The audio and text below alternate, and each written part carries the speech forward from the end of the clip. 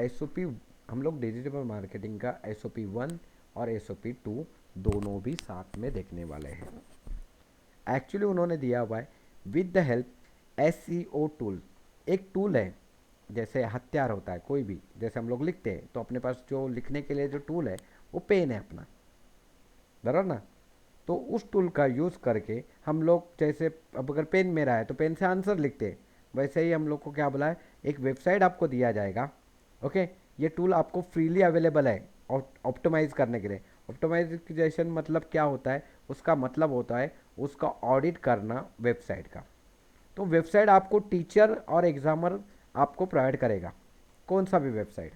जैसे कि मैंने डिसाइड किया इसका ऑप्टिमाइज़ करने के लिए, मैं डिसाइड करता हूँ कि एक वेबसाइट लेते हम लोग youtube.com, अगर उसका होता रहेगा तो उसका, नहीं तो मैंने बोला कि हमें नॉर्मल मालूम है facebook.com, अगर हमें मालूम है instagram.com, जो वेबसाइट हमें मालूम है उस वेबसाइट का हम लोग क्या करते हैं, वहाँ पे ऑडिट करने की कोशिश करते हैं। जैसे डिसाइड किया है फेसबुक का ऑडिट होता है तो अच्छी बात है, तो हम लोग उसका ऑडिट करके हम लोग देखते हैं उसमें क्या क्या है करके। तो हम लोग के लिए उन्होंने बोला है कि आपको SEO टूल्स ढूंढना है। तो सबसे पहले आप अगर बुक आपके हाथ में है तो यहाँ पे सबसे एंड में दिया हुआ है ऑप्टिमाइज टूल के नाम, अलग अलग कंपनी के नाम दिए उन्होंने यहाँ पे रहेंगे। यहाँ पे नोट करके लिखा है, देखो SOP 4 के बाद में लिखा हुआ एक नोट है पेज के अंदर ही, वहाँ पे दिया हुआ है फ्रीली। जो वेबसाइट नाम है वो है www.seooptimizer.com, या तो HTTP, उन्होंने ऊल रैंक.com करके दिया हुआ है, ठीक है। और आगे दिया हुआ है SEO साइट sketchup.com। ये कोई भी एक वेबसाइट ओपन करेंगे हम लोग और उस वेबसाइट का क्या करेंगे, ऑप्टिमाइज़ करने के लिए कोशिश करेंगे। मैं इंटरनेट में आ गया, मैं अभी तक बात ही कर रहा था, मैं इंटरनेट में आ गया।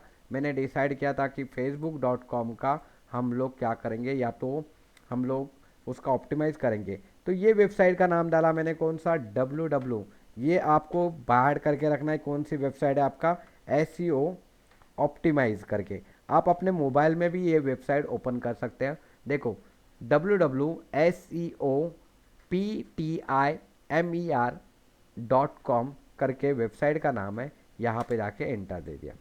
एंटर देने के बाद यहाँ पे जो एग्जाम्पल ऑफ द ने कंपनी का नाम लिखा है, यहाँ पे आप क्या कर सकते हैं, कोई भी वेबसाइट का नाम डाल सकते हो। लास्ट टाइम स्टूडेंट को पढ़ाया था तो www.lokmat.com डाला था मैंने, लास्ट वीडियो देखोगे तो।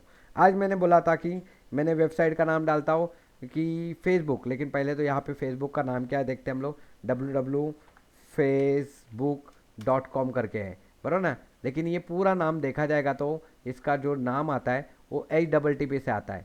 तो मैंने ये पूरा नाम आपको टाइप करना है वहाँ पे, या तो एग्जामर देगा आपको, आपको लेना देना नहीं है उससे, आपको वो नाम डालना है HTTP://www.face.com। और ये डालने के बाद इसका ऑडिट के ऊपर क्लिक करोगे तो ऑटोमेटिकली ऑडिट आ गया। ऑडिट करने के पहले ही आप पहला क्वेश्चन क्या लिखा हुआ है देखो, यहाँ पे ऑडिट चालू हो गया मेरा यहाँ पे।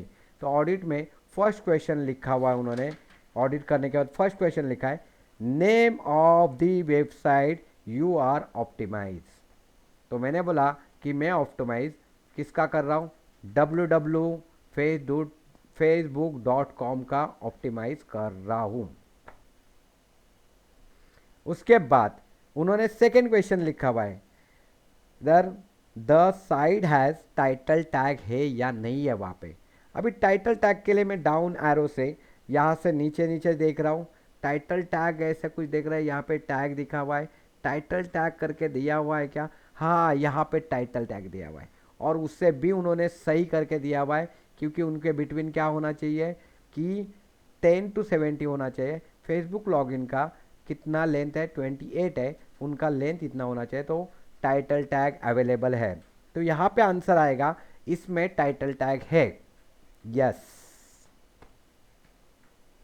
सेकेंड क्वेश्चन पूछा, उसके बाद थर्ड क्वेश्चन दिया हुआ है there the side has the header tag है क्या।